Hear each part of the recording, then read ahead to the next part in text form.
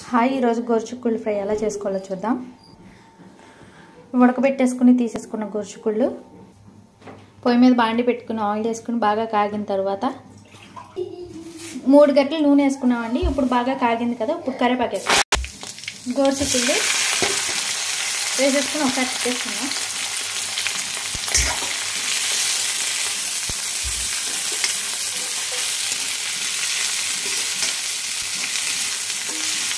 ఈ ఉడికేలోపు మనం మిక్సీ పట్టుకున్నాం. ఏమేమి కావాలో చెప్తాను.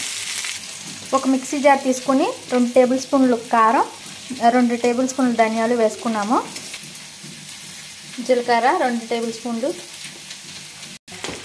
కొద్దిగా పసుపు వేసుకుని ఒకసారి తిప్పుకుందాము.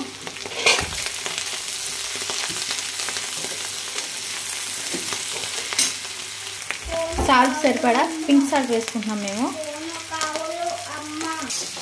ఇలా మెత్తగా మిశ్రమం అయిపోయిన వెల్లుల్లి కొంచెం సాల్ట్ వేసుకున్నాం. వాటిలో ఉడికించినట్లో కొద్దిగా వేసాం కదా, ఇప్పుడు దీంట్లో కూడా కొద్దిగా సాల్ట్ వేసుకుని మిక్సీ పట్టుకుందాం. మళ్ళీ కొద్దిగా సాల్ట్ కూడా వేసేసుకుని మిక్సీ పట్టేసుకున్నాం మెత్తగా.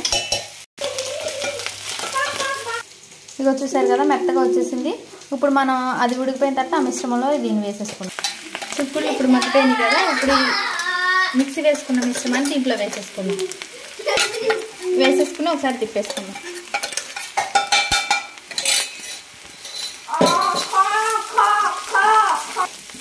అంటే చిక్కుడుకాయ వెల్లుల్లి కారం రెడీ అయిపోయింది.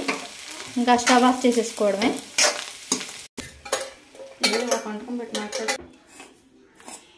ఇలా గిన్నెలోకి తీసేసుకుంటే అంతే, చిక్కుడుకాయ ఫ్రై అయిపోయినట్టే. ఒకసారి మీరు ట్రై చేసి చూడండి. ఇలా పౌడర్ వేరే వేసుకుంటే చాలా అంటే చాలా టేస్టీగా ఉంటుంది.